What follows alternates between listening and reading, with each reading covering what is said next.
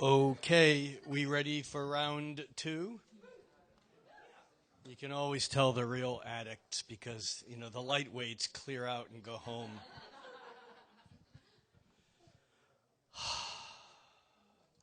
So, thank you all there's so many birth dates here. I wish we had time to do them all. But we don't. Whew. Not today. There's always next month. So we've selected three charts. And remember, in doing this, in this part, if you have been selected and I call your name, stand up on your chair, do a table dance, say it's me, just something, let us know that, where you are so that we can all, connect the person with the chart. And also understand that although we hope that you get something out of it, like I said earlier, it's really a teaching tool for us all to learn something about looking at charts. Before I jump into this, a couple people asked me during halftime, if I could explain something about what is a retrograde. Because we hear this term a lot, and it's really very, very simple. Some of you who have been coming to this regularly have probably heard my explanation before, but it's very easy. If you're on a train and you're going across a valley, and you see on the far side of the valley mountains, and there's another train, a freight train, and you're going faster than that train, you look and you can see you're going faster than that train because you can see it against the mountains, and you can see that you're gaining speed against that train. Now, over the miles, as those two tracks come closer and closer together, let's now imagine it's 20 minutes later and the freight train is on the track right next to you. And you look out the window and it looks like they're going backwards. Do you know what I'm talking about? You've been in that situation, like either on a subway or on a train, or in a car where you begin, it looks like the car next to you is rolling backwards, but it's really just because you're going forward and you lose perspective. When the train is so close that it's right next to you and you're going faster than it is, it will look like it's going backwards. Same thing with the planets. When a planet gets close to Earth in its normal cycle, we lose perspective and it looks like it's going backwards. For example, Mercury, which is the most common retrograde, goes around the sun every 90 days.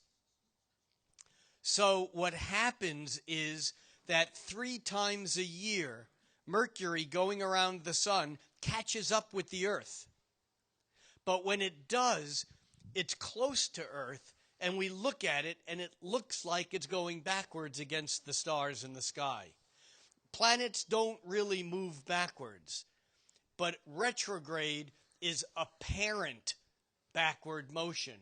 So if we map the planets as they move through the sky against the stars, planets look like they go forward, and then it looks like they go backwards, and then forward. And this movement of backwards and forwards gave the Greeks the word planeta, which is Greek for wanderer, because the planets wander through the stars. It turns out that the outer planets go retrograde when they're on the same side of the sun as the Earth is. For example, Mars, when Mars is on the same side of the sun as the Earth, that's when they're closest together. That's why Mars looks so bright right now. So Mars looks like it goes retrograde every other year for about 10 weeks when the Earth cuts between Mars and the sun. So retrograde doesn't mean the planets actually go backwards. They just look like it. And when they look like they go backwards, their energy is ramped up, and it often is complicated. When planets are backwards, it turns the energy upside down, inside out, backwards. It can be problematic. All right. Did that clear that up a little bit? Yeah. It didn't seem to match with what I Googled when I Googled. Forget Google. Google's a scam. No. Wikipedia or whatever said that it's kind of when something goes in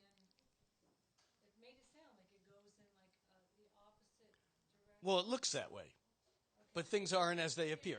Trust me, don't trust Google.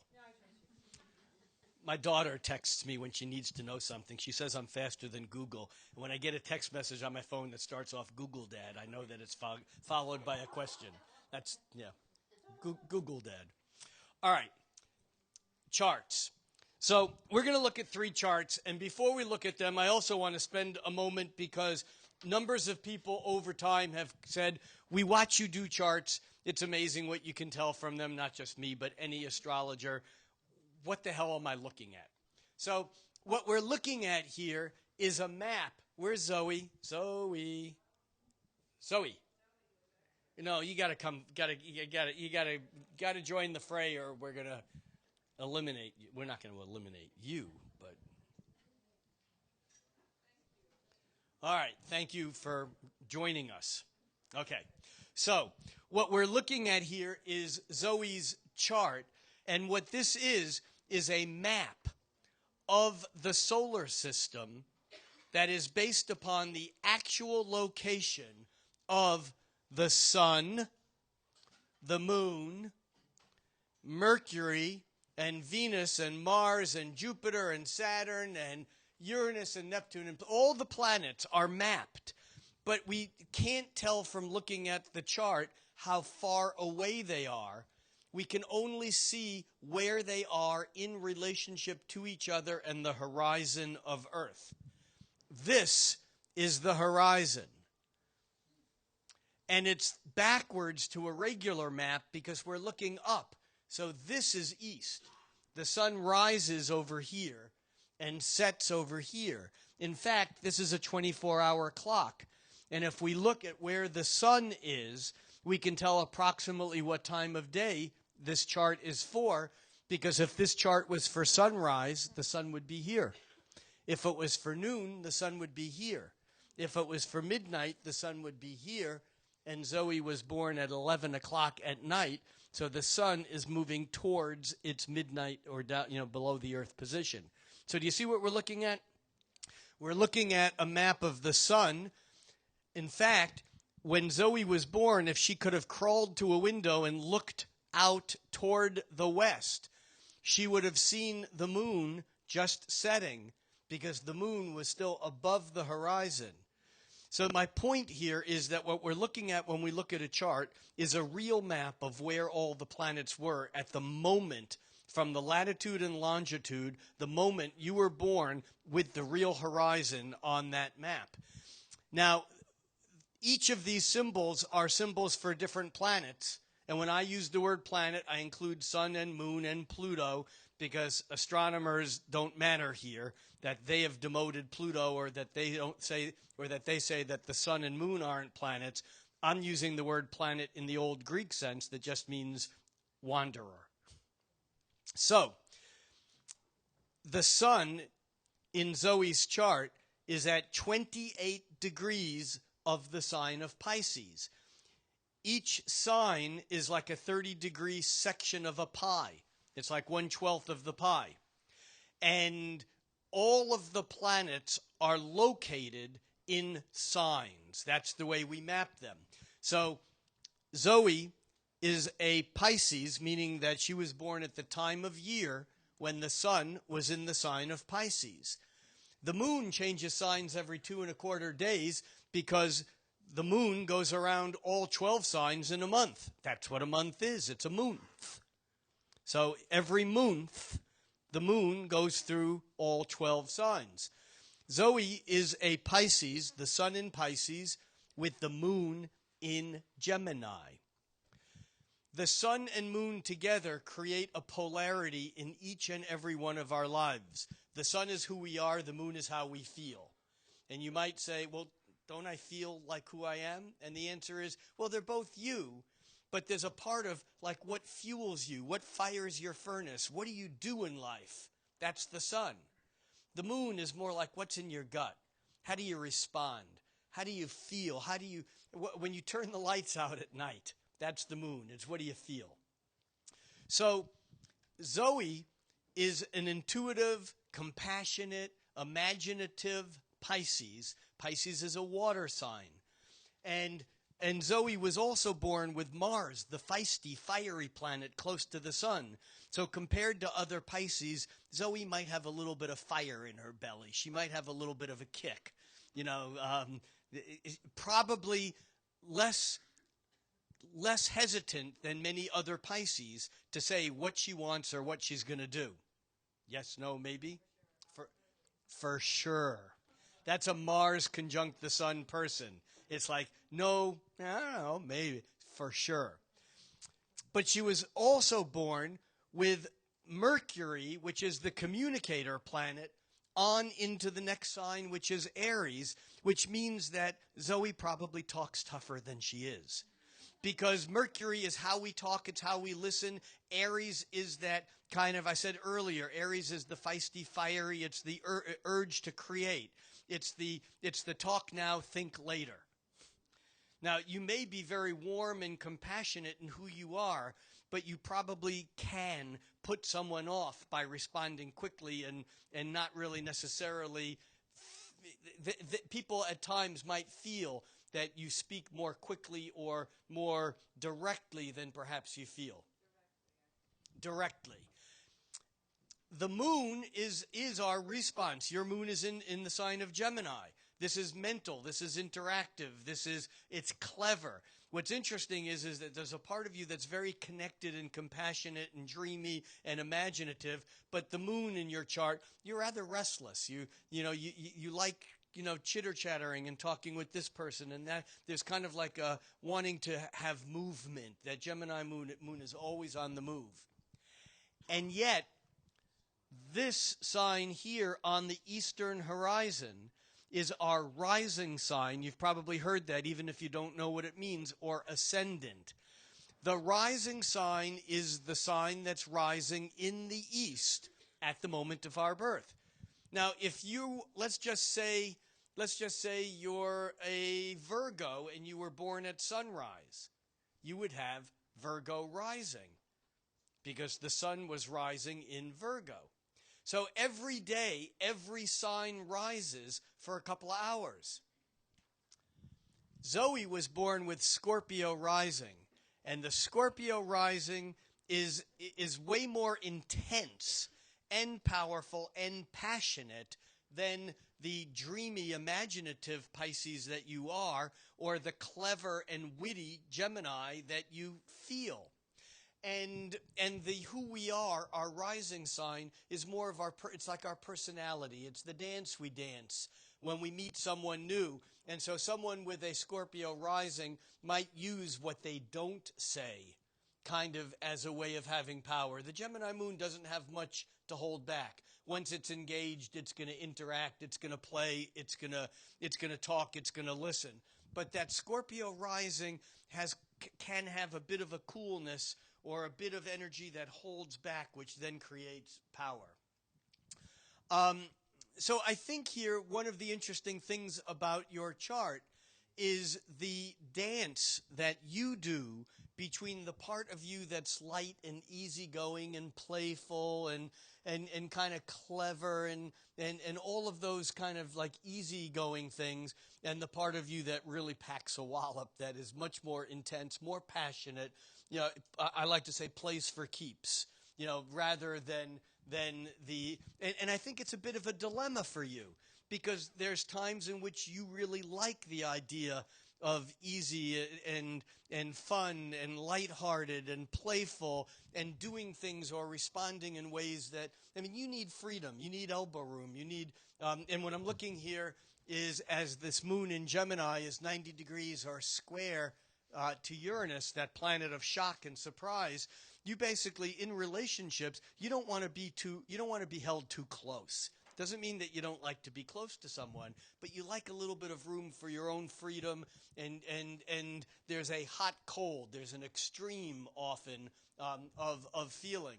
However, Venus in her own sign of Taurus is harmonized with Pluto, which is, again, the lord of the underworld. Pluto is intensity and power and passion.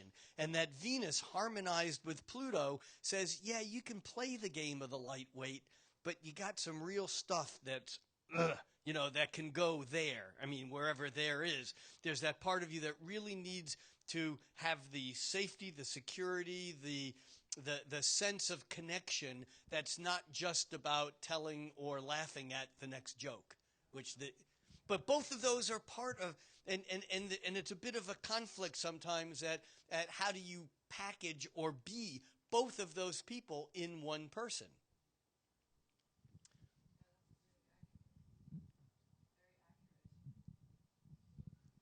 I would imagine that going back a few years ago, probably around 2009, that's actually almost 5 years ago now, isn't it?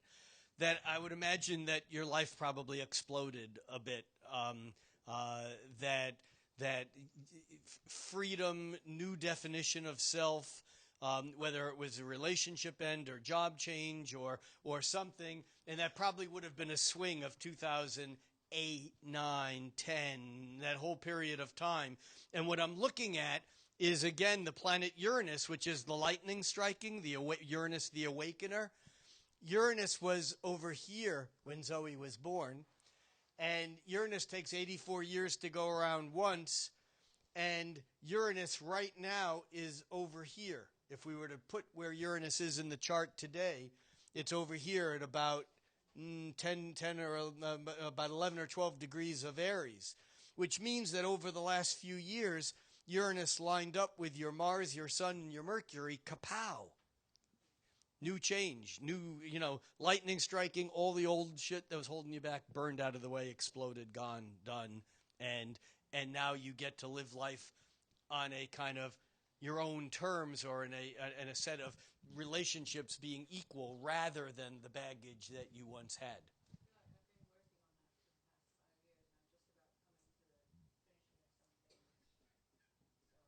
Yeah, and I would say that would be true. I would say that would be true. One other piece in this that's very important is that, I think that part of the not being quite through with the changes has to do with Saturn. Saturn is the Sirius, the heavyweight planet, and Saturn goes around once every 28 years. So Saturn has been around once. And Saturn right now is moving through Scorpio, and over this year and on into this fall, Saturn will line up with your ascendant. And you might look back in your life 28, 29 years ago. So we're looking at 2014. I can't do this without Excel. 2004, 2094, 84, 85, 86 in that period of time. There may have been a major shift or change in your life then that really sent you in like a new beginning. And in some ways, the clearing of the decks that for you began back in 2008, 9, 10 with Uranus lining up with your Sun, in some ways is getting you ready for this period now, which will move you into a new beginning in a new direction in your life, or if not in the same direction, at least kind of moving in a direction that's the daily pattern of your life, the everyday what you do is probably going to change or in the process of changing in some way over the next, 6, 8 months. Thank you.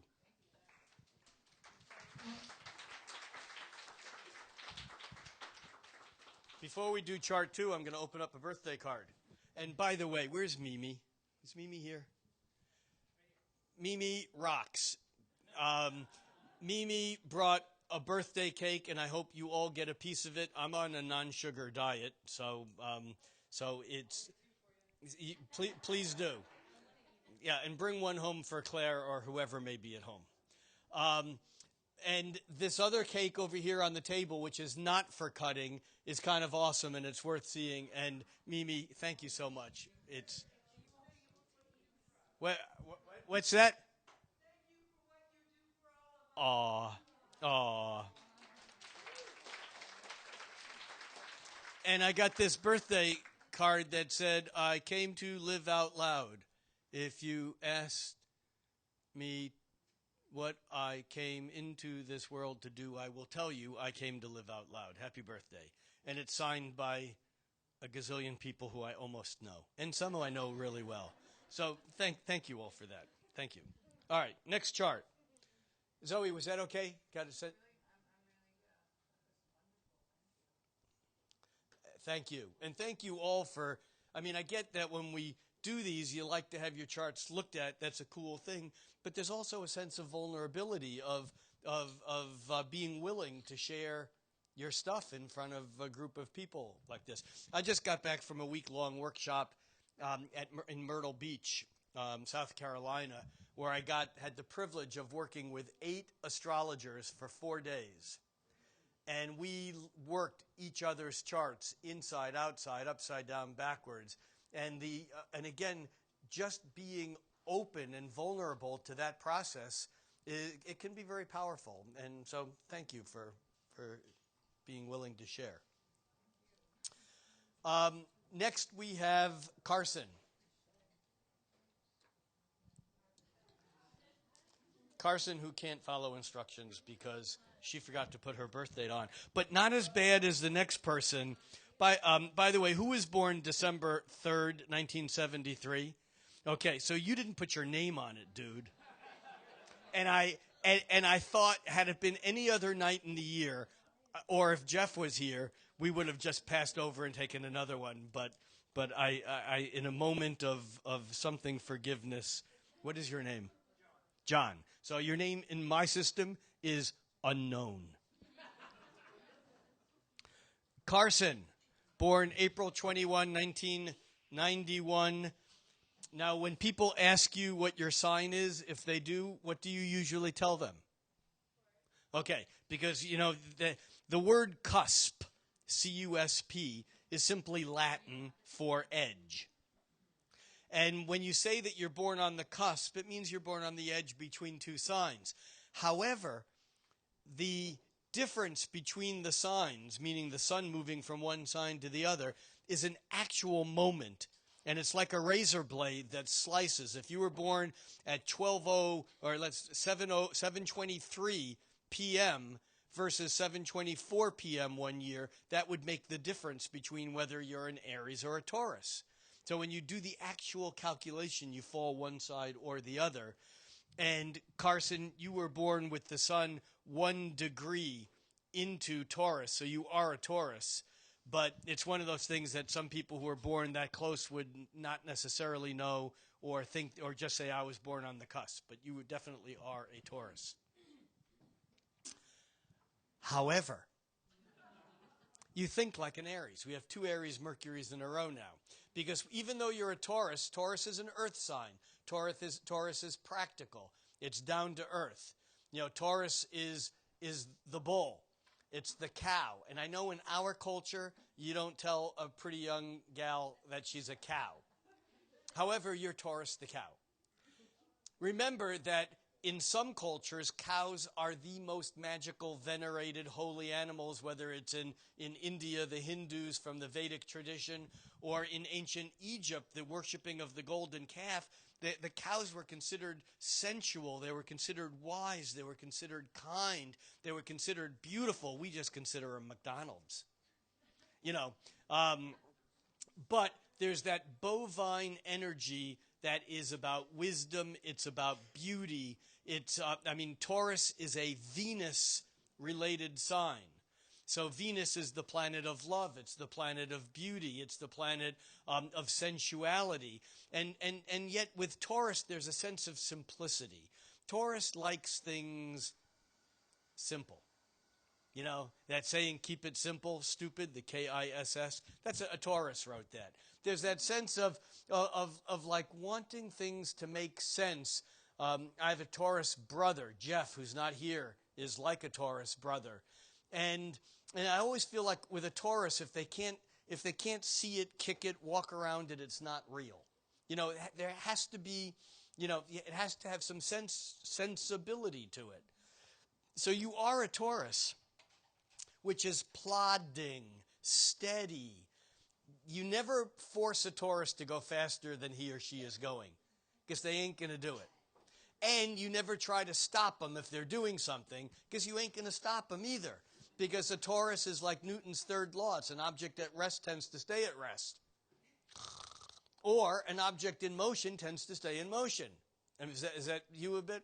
Okay. However, that's not how you think, because you were born with Mercury in Aries, and even though you might seem steady and simplistic and plodding, your mind is like lightning. Your mind is faster than who you are. And that's because Mercury, when you were born, Mercury was ahead of the sun in the sign of Aries, and your Mercury was retrograde when you were born, which means that you don't always get to say what you're thinking. You don't always get to express easily because your mind's moving so fast. Sometimes it's hard to know where to jump in. It's like a piece of music by Bach where there's this counterpoint where it goes dee dee dee dee dee dee dee around, and sometimes your mind has to do that in order to be able to get things out. But it's not because you're stupid. I mean, Tauruses can be stupid. You know, they're slow. You know, the cow's going to get... Did you ever hear that poem? Oh, wait a minute. Oh, my mind is a scary thing.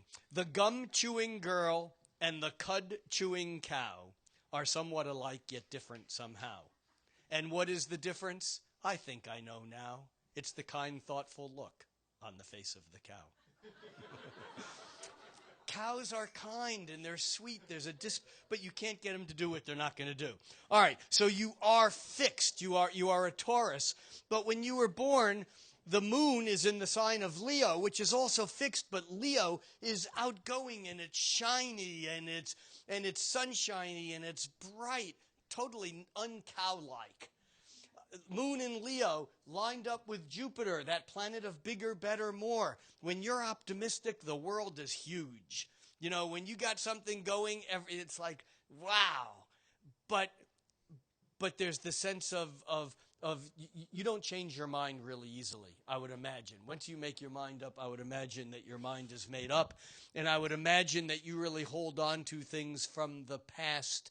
I think that there's conflict in your chart that probably has to do with parents putting a lot of shit on you when you were young or younger, or you are young, so maybe it was just this morning. I don't know. But there's this sense, we're looking here at Saturn, 90 degrees to the sun and 180 degrees to the moon. It's almost like like there's this super ego that's overdeveloped, like this whole sense of I shouldn't do that, I can't do that, I'm not tall enough, I'm not smart enough, I'm not fast enough, I'm not, whatever your dance is, that in some way probably comes from either older brothers and sisters or parents or school or church or something where you got all this kind of weight that's it's hard to stand up and be yourself because you have to stand up and be everything that everyone else expects you to be. And I think that your mantra from today on needs to be, I've been should upon long enough. Not shit upon, but should upon. I've been should upon long enough. You don't need to do other people's biddings, and you don't even need to, you have a wicked imagination. A wicked imagination. Use it. Don't be afraid of going into places in your mind that are not as sensible as the Taurus part of you. It's okay to want a number of things at once and to allow yourself to be confused. I also think that right now there's probably some crazy change, some dynamic going on in your life. That Uranus-Pluto thing that we talked about earlier, the Uranus-Pluto square. Well, Uranus in Aries right now is pushing toward her Mercury, toward Carson's Mercury, and 90 degrees to your Mars. And so whether it's some guy who's not necessarily, playing according to your rules, or whether it's something that is, like not as stable, or you're not as sure about something, there's kind of like this high frequency buzz going on that may take a little bit of time yet to settle out, but I think it will. And I think that there probably was a real struggle that I'm guessing is largely done, even though it may not feel like it. I think the hard work in this is probably in the past, that whether it was a parental thing or a relationship thing, that you had to face something that someone was not playing according to your rules, or that in some way you had to overcome some sort of resistance. And I think even though it may not feel like you're out of the woods yet, you're probably more out of the woods than you think. Does that make sense to you a little bit? Yeah? A lot of bit or a little bit? Huh? It's the parents. We won't tell them. It's our secret. Does that make sense then? We good? All right. And now we have unknown.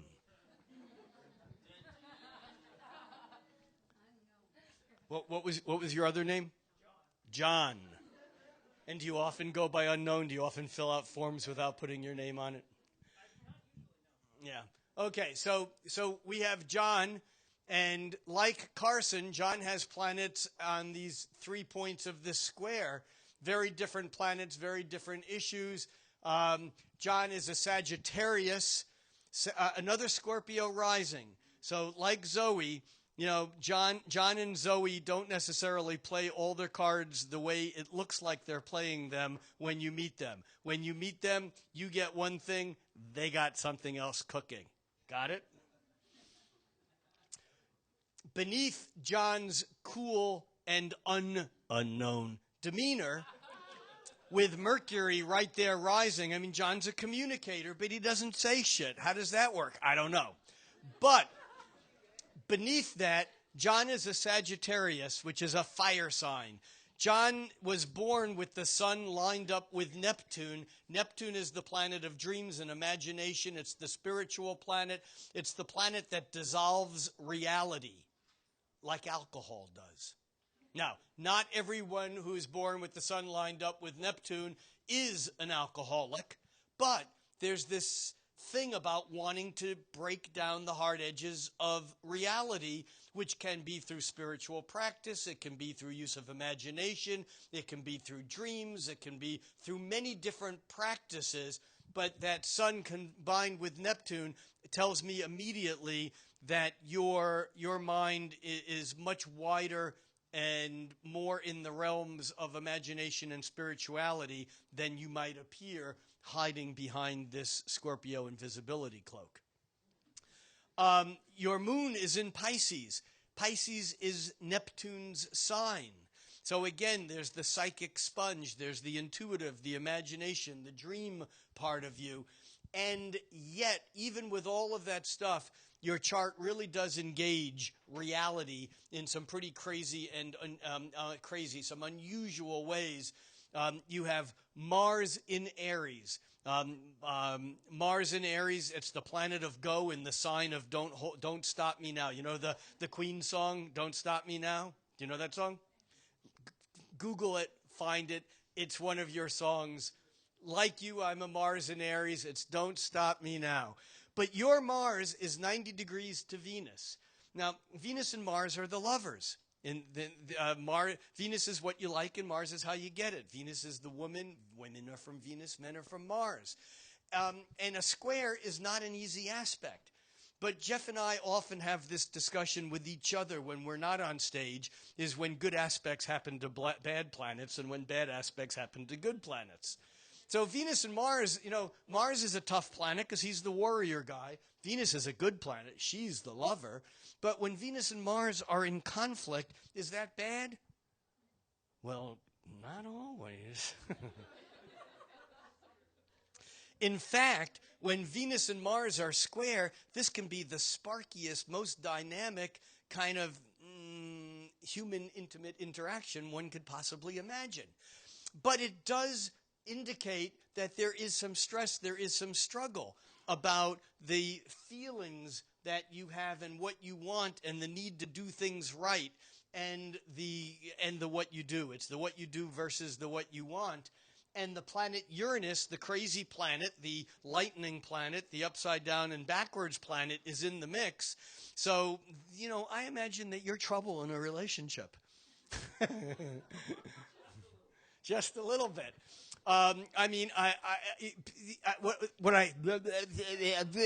What I imagine is that you can hook someone on your dreams. I mean, that the romantic dreaming, the Neptune sun that's tied up with these sextile supportive aspects to Jupiter and to Pluto, with the moon harmonized with Mercury, you can talk up a storm. You can dream up a dream. But then you get a little crazy, or you get bored, or something happens, or whatever. And I think that part of what you need in a relationship on an ongoing basis is you need both stability, but you need kind of like Zoe, but a different, in a different way. You need that room to move. You need the ability to get crazy, which doesn't mean anything about whether you like or don't like the person you're with. It just means that you're crazy. And I don't mean clinically crazy. I mean you need to get that energy out. And for you, I think one of the ways in doing that would be through physical stuff, it has to be sharp, something with an edge. We're talking skydiving, bungee jumping, what do they call it? Fixed diving, or what do they call it? Where you, base jumping, kundalini yoga, no hatha yoga, nothing to, I'm not saying that you shouldn't do that, but there's something in your chart that you need the sparks. You need the adrenaline rush. And if you don't get it, you're going to attract crazy stuff into your life to relieve that tension. You have to acknowledge that part of you and express it from the inside out, not just become an ascetic, which is one of the possibilities that may not work, but it's a good possibility. Anyhow, and as far as what's going on now, I think that you escape a bit of the Uranus-Pluto square. You're actually getting this by support. Uranus moving through Aries is harmonizing with your sun. So I imagine that things in your life over these last weeks and months probably are changing in ways that you've wanted to change, but easier. It's almost like there are times in our life when we can't make the shit happen. We try to change, we try to make something happen, it doesn't happen. One day we go to sleep, we wake up, and everything's happened the way we wanted it to. This is one of those times for you. I think things are actually happening in a way that can manifest positively, but we have that Saturn problem, like in Zoe's chart, with Saturn over the next months and throughout the rest of this year coming over your ascendant. And I think here, the key, and this would be for you too, Zoe, the key here is to simplify your life, getting ready for Saturn coming up to your ascendant, so that when whatever it is happens, that you have as much freedom of movement as you can to take advantage of what's going on. The problem is that simplifying is often very complicated. But that's the dilemma that you have right now is how do you simplify your life? How do you tie up old loose ends? How do you take care of old business? Because you're starting a whole new cycle later this year and on over the next year or so as Saturn moves into Sagittarius and over your sun. This will be a seed period for what's to come. So that's how we do charts like this. Make a little sense? Was that sensible? You are welcome. You can stop recording now. Questions? Answers? Answers. 42. Hitchhiker's Guide to the Galaxy. Any Neil Gaiman fans here? Do you know what Neil Gaiman's first book was? An interpretive guide to A Hitchhiker's Guide to the Galaxy. His first book was about Douglas Adams' book, where 42 was the answer. Okay.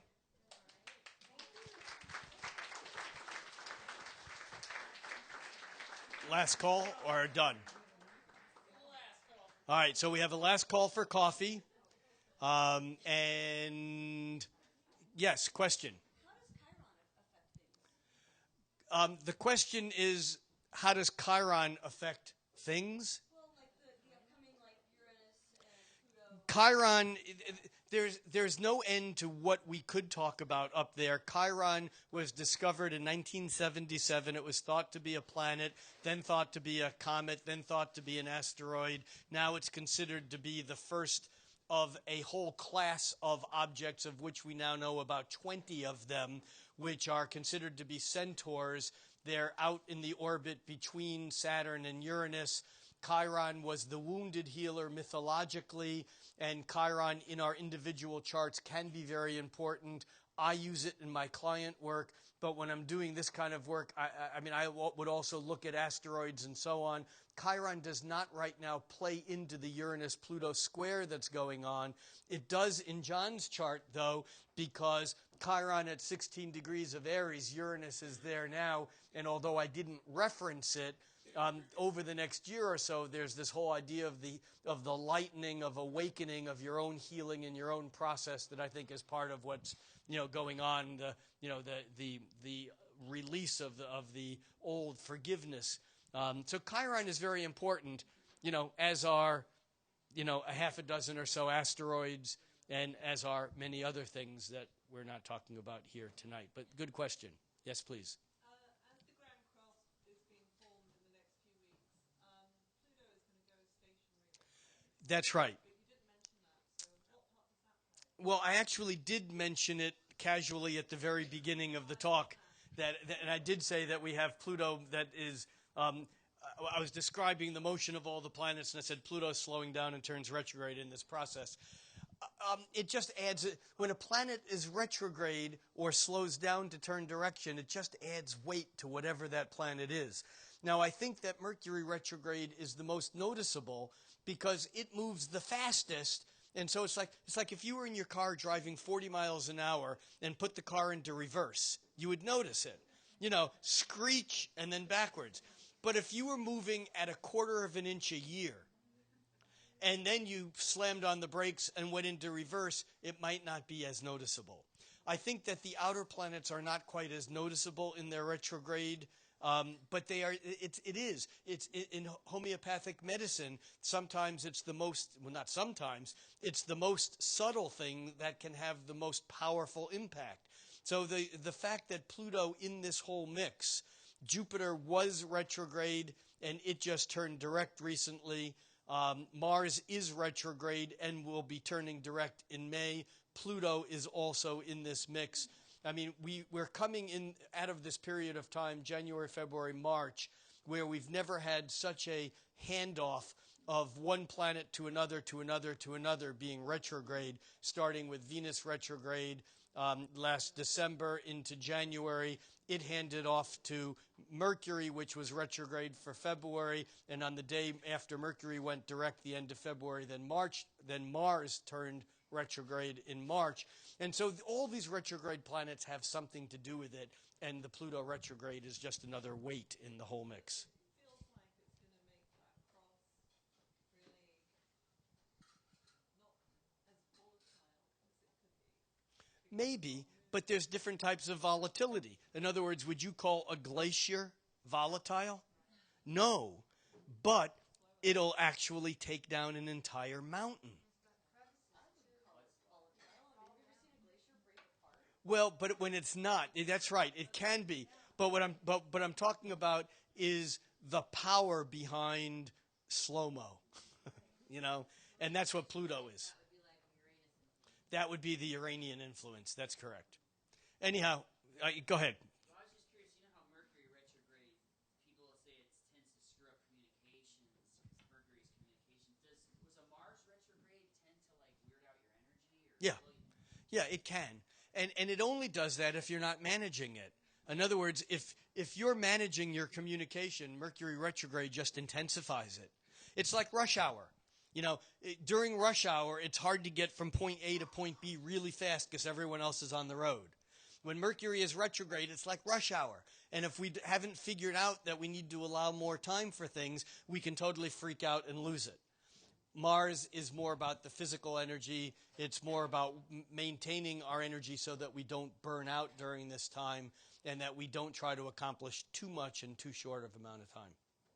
Anyhow, we've gone a bit over, but I thank you. Thank you, Kevin, Soul Food, Tyler, Aaron, yeah, the Bad B brothers. And see you all next month. Thank you.